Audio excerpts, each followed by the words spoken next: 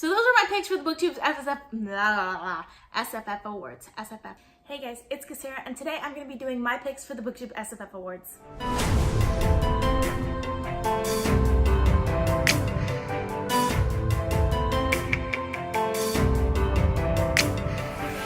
A lot of fun doing all of the rereads for the Booktube SFF Awards this year, and I'm super excited to tell you my picks. First of all, I did not do the graphic novel category, so I did all the other categories, but I didn't do the graphic novel category. I'm gonna start at the bottom of the shortlist for best short work, and then work my way up to best fantasy, because you guys know, fantasy is my thing, so like, that's my favorite one to talk about, but we're gonna start with best short fiction. So these are the 3 books that were nominated for best short fiction. We have Binti the Night Masquerade by Neda Okorafor. This is the 3rd book in the Binti trilogy. We have Beneath the Sugar Sky by Shauna Maguire, which is the 3rd book in the Wayward Children series, and Artificial Condition by Martha Wells, which is the 2nd book in the Murderbot Diaries. So to get us started, I want to talk about Beneath the Sugar Sky by Shauna Maguire. I absolutely love the Wayward Children series, but this was my least favorite in the series. So if we're talking about series overall, the Wayward Children series is probably my favorite of the 3, but I didn't actually enjoy Beneath the Sugar Sky. Like, I like the other books in the series a lot more, and if one of the other books were nominated this year, then I probably would have picked one of those, because for me, I love multiple worlds. That's one of the tropes that I absolutely adore, and I love reading about multiple worlds. But I also like really logical worlds, and Beneath the Sugar Sky takes place in one of the more nonsensical worlds within the Wayward Children's universe. It wasn't my favorite. I still ended up giving it 4 stars. Like, it's still a great book. I still really loved it. Just a note for this one, I do recommend reading this one after reading Every Heart a Doorway. The other 2 books in the series, Down Among the Sticks and Bones and In an Absent Dream, you could read in any order, but you should definitely read this one after Every Heart a Doorway. I really enjoyed it. I really like the audiobooks for these. They have really great audiobooks. Like I said, it wasn't my favorite. I still recommend it if you guys like multiple worlds tropes, or if you want to just try some shorter fiction. I still really enjoyed it. So the next one I want to talk about is Binti the Night Masquerade. So I also enjoyed this one, but it's not one of my favorites.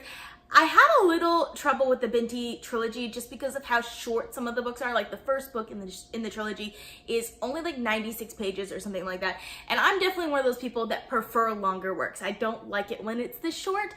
So I had a little trouble for that aspect. This one is the longest of them. I actually liked the 3rd book in the trilogy the most. This trilogy is fantastic because it has wonderful world building. I absolutely love the world building in this story. And The Night Masquerade was definitely the one that, for me, had the most action. That's why I ended up liking this one the best out of the 3, but it's not my favorite of the 3 that were nominated. I did end up giving this one 4.5 stars, so still a really great book. Like I said, if you like short fiction, if you like sci-fi, like hard sci-fi, because this is definitely hard sci-fi, definitely recommend reading this series. So my actual pick for best short fiction of 2018 is Artificial Condition by Martha Wells. I absolutely loved Artificial Condition. The Murderbot Diaries wasn't my favorite of the 3 series. Like, I like the Wayward Children series more than the Murderbot Diaries, but I still did really love the Murderbot Diaries, and Artificial Condition was my favorite of that series. Like, I absolutely loved Artificial Condition.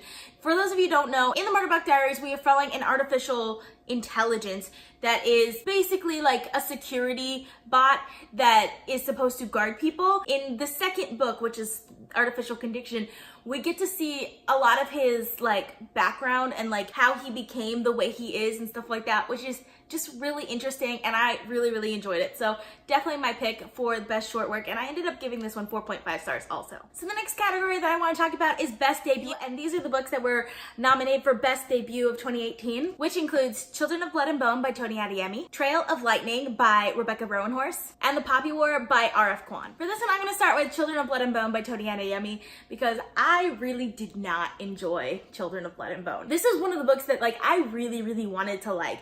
It had everything that I should like about a book, because one, it's high fantasy, which high fantasy is definitely my thing. I absolutely love high fantasy. It's set in a very interesting world. I absolutely love the world that it's set in. I was really excited for the magic system because I love elemental magic systems, and that was one of the like marketing points for this book. And I actually bought this book like right when it came out. I didn't end up reading it till this year, but it was just such a disappointment. Like, I wanted to like this book so much, but I had so much trouble with it. I felt like the pacing and the plot didn't make sense. I just felt like the characters weren't really very well developed. The only character I liked in this book was Amari, and our main character, Zaylee, I really didn't like her. And there are also two guys in here that I just, like, they're so forgettable for me that I don't even remember their names right now. I think one was Zane, something like that.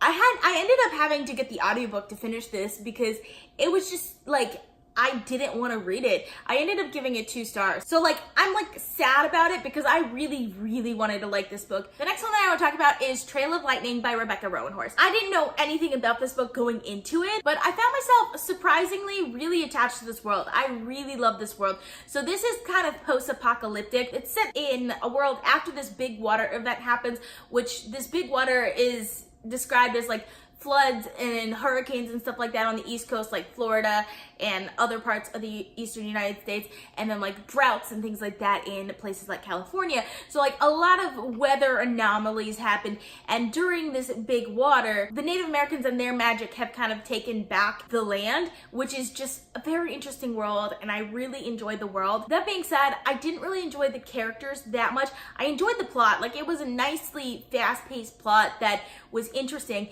but I had trouble with the characters and some of the character relationships that just didn't really work for me very well. So I ended up giving this one 3.5 stars. I think part of the reason also is that it's urban fantasy, and I just generally don't read urban fantasy, so it's not really my thing. It's a little bit out of my comfort zone, but I still enjoyed it. So I feel like if you like urban fantasy, then you would probably like this book. But it wasn't for me. And the one that is definitely gonna be my pick for best debut of 2018 is The Poppy War by R.F. Kuang. I absolutely love this book. I read this book last year when it first came out. I love everything about it. I love that it's Asian-inspired high fantasy. Love Asian-inspired high fantasy. I love how dark it gets. I love grimdark fantasy, so I love how dark it gets. I love Rin as a main character. She is hard to live up to, like, as a character. She's so admirable in some respects, and she is such a badass in other respects. Like, and not even like in a tropey way, just like in a literally she's a badass sort of way. I absolutely loved it. I kind of wish this was written as 2 novels, or maybe just like the first half of it was a little bit smaller and we got more of the second half, because I really, really loved like the second half of the book, but still really, really enjoyed it. It's definitely one of my favorites. So definitely gonna be my vote for best debut of 2018. So for this next category is best middle grade. So I actually own only one of the books. So this is Wondersmith by Jessica Townsend. The other 2 books that were nominated is Arusha and the End of Time by Roshni Chokshi and City of Ghosts by Victoria Schwab. I'm gonna start by talking about Arusha and the End of Time by Roshni Chokshi. This is one I had kind of high hopes for, because I actually really, really like middle grade. I know that's kind of weird, but I love middle grade, partially because of how simple a story can be with still having lasting impact. I didn't know what to expect going into Arusha and the End of Time.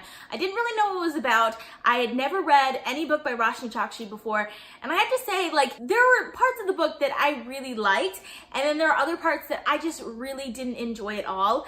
So, like, I loved the plot. I felt like the plot was very interesting, kept my attention the whole time. I really enjoyed it to the end of the book. That being said, I didn't really like the main character, and also it felt like the storytelling itself felt a little thin to me, because it felt very much like the Percy Jackson series, which I actually only recently started reading that series, but like it really had the same sort of feel to me, which disappointed me a little bit, because I kind of wanted it to be more its own thing rather than similar to another series, if that makes sense. What really annoyed me about the book, there were all these pop culture references, which pop culture references in general don't bother me, but what did bother me is they didn't really seem to add to the story at all. And some of them I just felt like didn't make any sense. Like, some of them, like, it's fine. Like, when she talked about the Matrix and the Lord of the Rings, like, yes, would a 12-year-old in the modern time really know about the Matrix? Probably not. When I was 12, I knew about the Matrix, but that was because that's when the Matrix was coming out.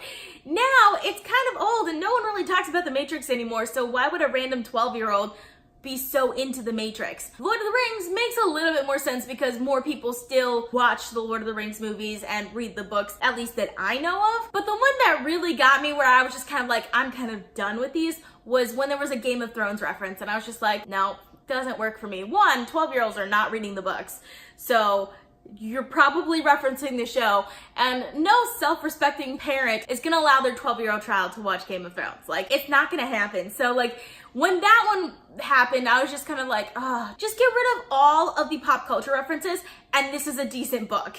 Without the pop culture references, I can take this book, I can understand this book, I can like this book. But with all of that in there, it just really bogged down the story for me, so I ended up giving it 2.5 stars. So the next one I talk about is City of Ghosts by Victoria Schwab. So this one, I was actually really hesitant going into because Victoria Schwab is not one of my favorite authors.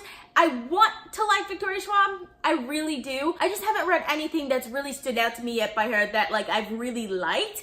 But I actually really enjoyed City of Ghosts. Like, I really liked Cass and her relationship with her imaginary friend, Jacob. Like, I enjoyed myself the entire time. It's probably not gonna be like one of my favorite books ever, but I do plan on reading the next book in the series because I can see myself ending up, depending on where the series ends up going, I can see myself like really getting into it. I just thought it was a very interesting world. I liked that the main character can see ghosts and see things that other people couldn't. I also really liked the fact that her parents were like ghost hunters, which was just really interesting, but they were like always super off about it. So like, I like that dynamic, and it was just a fun book. I ended up listening to it on audio, by the way, which I definitely recommend because the audiobook is really good, and I'm probably gonna end up reading the second one on audio too. I ended up giving it 4 stars, like solid, good book. But definitely the one that has got to be my pick for best middle grade is Wondersmith by Jessica Townsend. I absolutely loved this book so much. Like, loved it, loved it, loved it. I actually pre-ordered this book last year because I had read Nevermore, the first book in this series, and I loved it. I gave that one 5 stars, and I was like, there's no way you can top this book. And then Wondersmith happened, and like, I just wanted this book to be like twice as long so that I can continue reading it because I loved everything about it. I absolutely love Morgan Crow. I love like the things that she goes through in this book. Like, it's so fantastic, and the way she deals with them, so well done. I love the way the mysteries are written in this book. Like, love this world too. Best world, like one of the best worlds that I've ever like read in a fantasy book. Absolutely love it. It's one of my favorites ever, not just for last year, but just like one of my favorite books ever. So definitely really enjoyed it. So definitely my pick for best middle grade of 2018. So the next category I'm going to talk about is best YA of 2018, and these are the books that were nominated for best YA, which include Skyward by Brandon Sanderson, Muse of Nightmares by Laini Taylor, and The Cruel Prince by Holly Black. So the first of these books that I want to talk about is Muse of Nightmares by Laini Taylor.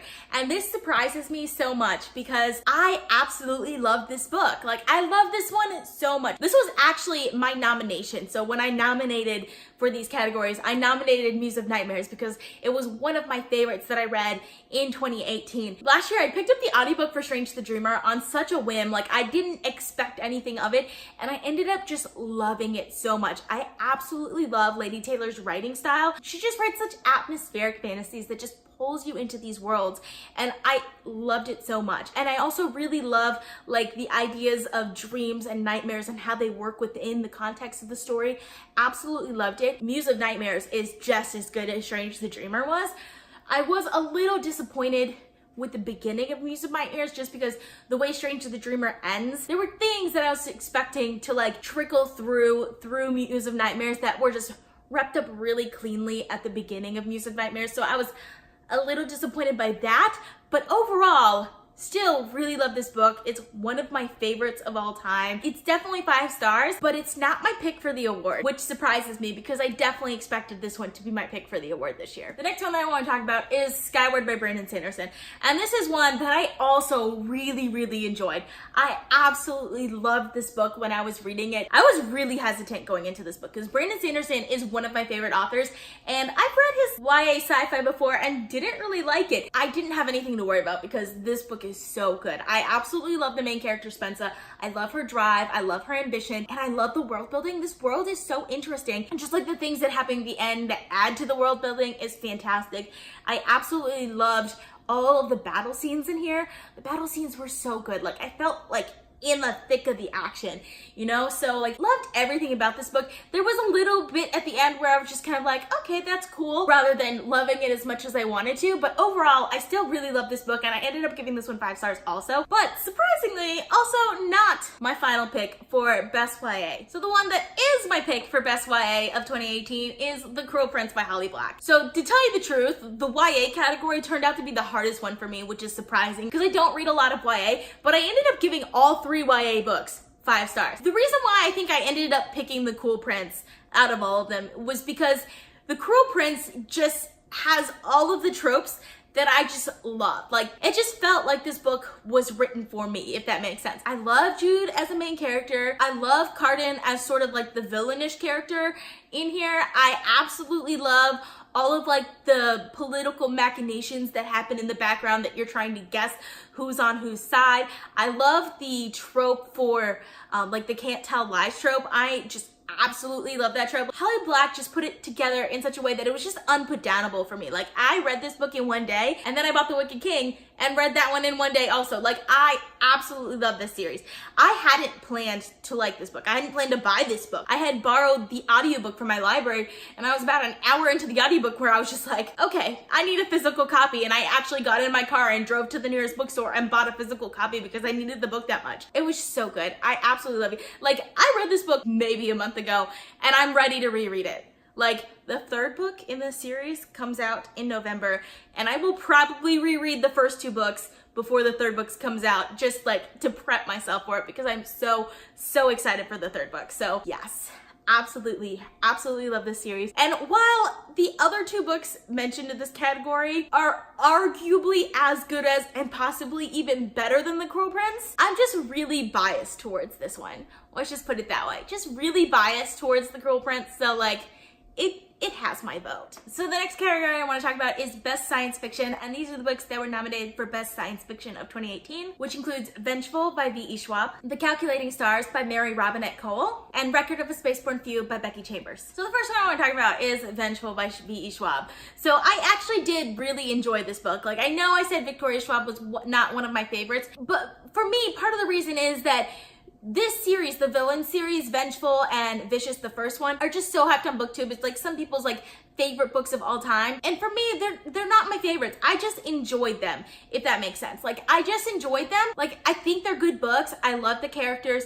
I love the plot. I just feel like there's something that I can consume once and like kind of be done with. Like, I like the idea of it. If there's a 3rd one in this series, I'll probably pick it up. I'll probably enjoy it, but I don't see myself like rereading this anytime soon, or even like caring to think about it anymore. I had pre-ordered this, and I never got the pre-order until like a week ago because for some reason they sent it a year later. So last year when it had first come out, I listened to the audiobook of it and I enjoyed it. I gave it 4.5 stars. I liked it.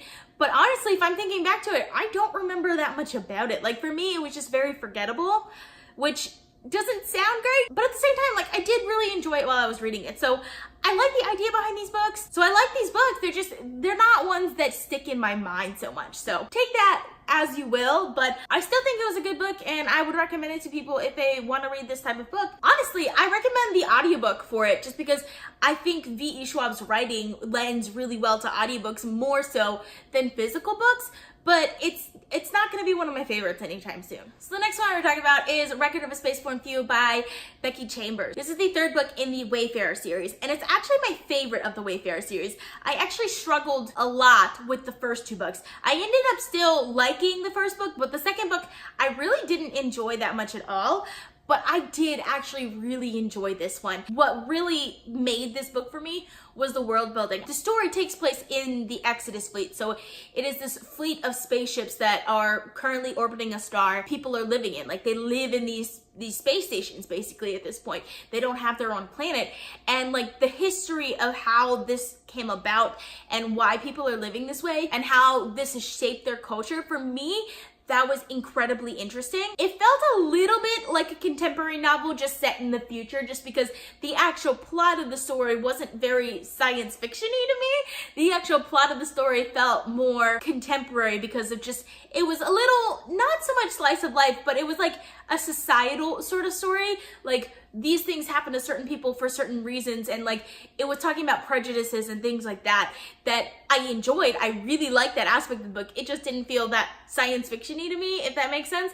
But I still really enjoyed this book. I ended up giving this one also 4.5 stars. And the one that gets my vote for best science fiction is The Calculating Stars by Mary Robinette Kowal. I absolutely love this book. I love pretty much everything about this book. So this is set in the alternate universe where a meteorite hits off the coast of Washington, D.C. in 1952. So it's definitely set in a very interesting time, and the meteorite is an extinction level event. So like they have to find a way to colonize space because soon Earth will become uninhabitable. The premise of it is just really compelling. And then we have the main character, Dr. Elma York, and I absolutely love her. She has so much drive, but she also suffers from anxiety, but she doesn't let that hold her back. Like she puts herself through so much stress and anxiety, but at the same time, she fights for what she knows needs to happen, for what she knows that people need to do. I absolutely loved her for that. She was one of those characters that I'm so attached to her. Like I'm so ready for the next book in this series. I actually have it, so I'll definitely be picking it up soon. I loved every part of this. I loved the characters.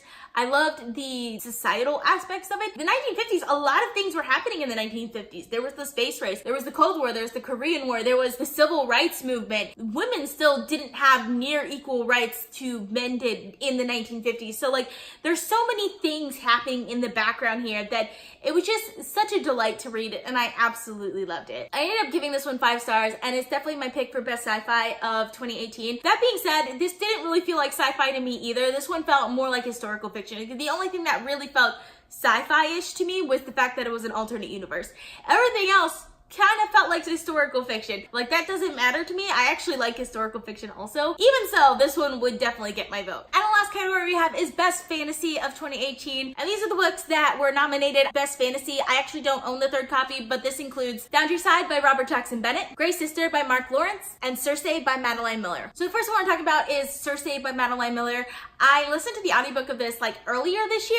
I really enjoyed it. I actually ended up giving it 5 stars because as I was reading it, I was just so into the book. I absolutely love Circe as a character. I love the retelling of it. I love how dark that the book got at sometimes. But for me, it really didn't feel like fantasy, and if I'm being honest, I don't remember that much about it. I actually do have a full review for that one, so if you guys want to check it out, I'll link it up in the description for you guys. But I did really love Circe. It's just not one that'll probably end up being one of my favorites of all times. I love the audiobook for it. I highly recommend the audiobook if you want to read the audiobook. But honestly, I can't see it as best fantasy. It just doesn't work for me as best fantasy of 2018. The next one I want to talk about is Grey Sister by Mark Lawrence.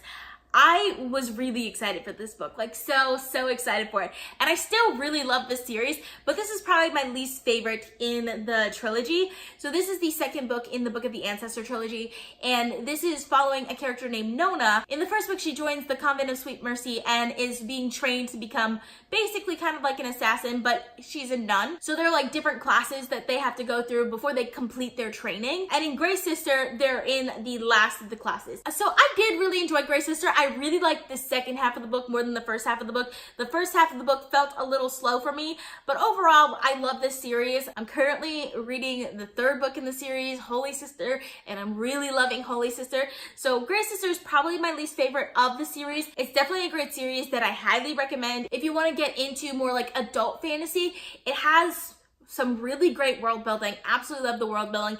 Very interesting magic system, and Nona is a very interesting main character that I really like. There are a lot of other great characters. I didn't feel the connection to the other characters as much as I did with Nona, and I think that's part of the reason why this one just didn't quite go there for me, but I still really enjoyed reading it. The one that's gonna be my pick for Best Fantasy of 2018 is Boundary Side by Robert Jackson Bennett.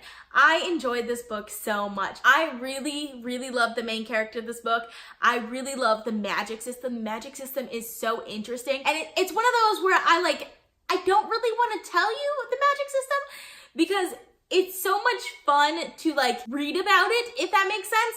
I love like the details that the author went through in the world building. I love the plot in this book. There's only one thing that I really wish was more in this book, was the point of view characters. There were a couple characters that I really wish we got point of views from, because we get point of views from a couple different characters, and Sancho, which is my favorite character, we do get her point of view throughout, but there are other characters that, like, some of the things that they do come out of nowhere a little bit, but I feel like they wouldn't have come out of nowhere if we got like at least one chapter in their point of view. But at the same time, like, I really liked how it went. I really liked what happened with this book. I absolutely love this book, and I ended up giving this one 4.5 stars also. So those are my picks for the Booktube SFF Awards. Let me know down in the comments if you agree with me or what your picks are for the Booktube SFF Awards this year. I definitely had a lot of fun doing the read-alongs, and already I can't wait for next year. I hope you guys enjoyed watching this video. I post videos at least weekly, so consider subscribing. If you like this video, please give it a big thumbs up to support my channel. All social media links are in the description down below. Thank you guys so much for watching, and I will see you guys next time. Bye.